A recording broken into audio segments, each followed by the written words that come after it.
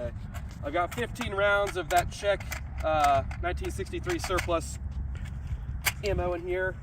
I just replaced the spring and gas piston with a homemade gas piston and an AK-47 spring.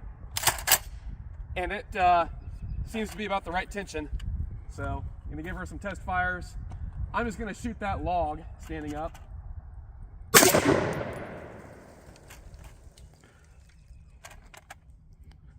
Yeah, so much for that. Hang on. Oh, yep. It didn't re-rack around, okay.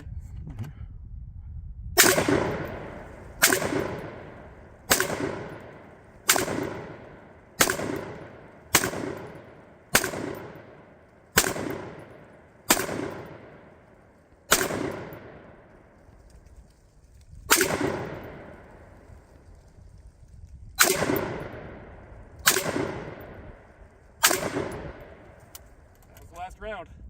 So something wrong with the first round. I don't know what it was, but that's the best I've got so far. All right, you can end it.